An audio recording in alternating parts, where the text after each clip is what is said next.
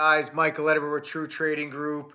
Crazy day today, November 8th. Wow. Okay, the shippers, which have been crazy for the last couple of days, completely died out. It seems like all that liquidity and all that volatility has now rolled back over into the small cap markets, and we've got um, really just follow through today. For the last couple of weeks, I've been talking to people about, guys, I'm not seeing follow through in the small cap market. So on that initial breakout, take profits.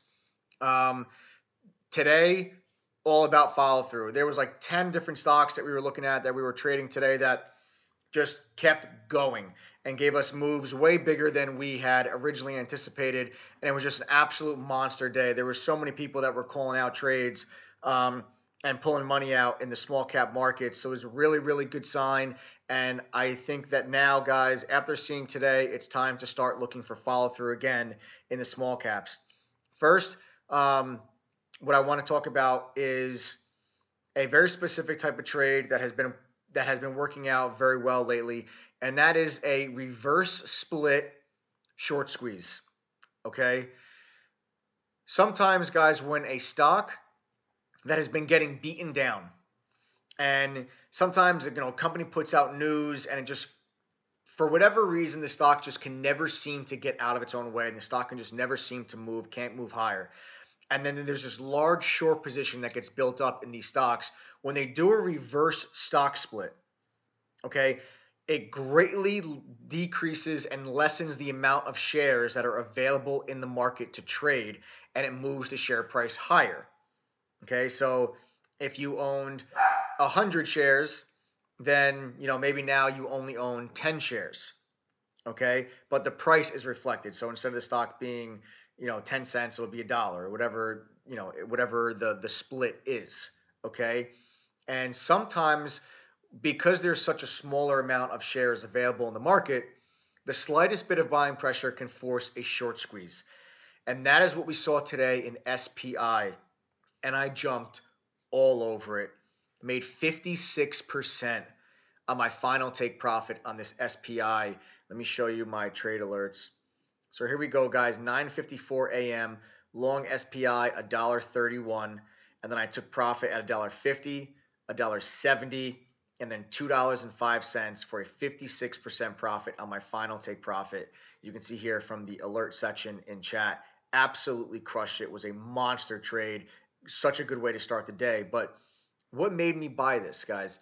And it's the reverse stock split short squeeze. Once I saw the SPI did a reverse stock split today, okay, you then had that initial morning high put in place as soon as the stock opened up. It then pulled in a little bit, found support right here at $1, which you guys know $1 is a very key psychological level for stocks, and then started to push higher and then actually broke through the high of the day. So it broke that initial morning high, and then you see in the next two candles how the stock starts to find support in front of that $1.24, I believe this was. $1.23 was that high. Okay, so after it spiked through that right here, you see it starting to hold support above it. And that's when I got long right there at $1.31, and the thing just took off like a bat out of hell. I did not expect the stock to run this far. It was actually halted around $1.72, I think. The stock was halted briefly and then reopened for trade and then spiked through $2. Went all the way as high as $2.61. But I was flat by $2.05 for a 56% gain. But this is something that I want you guys to start noticing, okay? When you see a reverse stock split, check and see if that stock had a large short position in it, okay? Because sometimes the slightest bit of buying pressure can force that squeeze. You want to see another example of what happens when a big short position gets caught in a reverse stock split, guys? DCIX.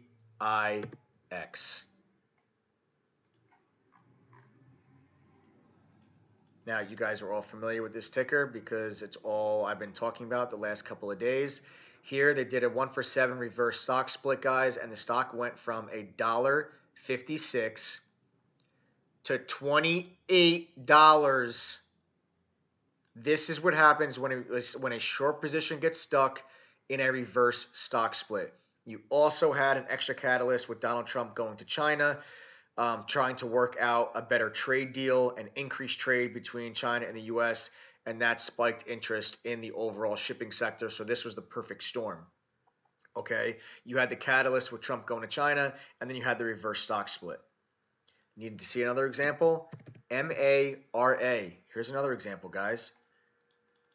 Okay, Harris stock does a split, went from as low as $1.09 in 4 days, went all the way as high as $2.31. Okay, start noticing these splits. All right, because you saw it today in this SPI, and I jumped all over it, and we banked on it. And it's the same thing that you're seeing in DCIX.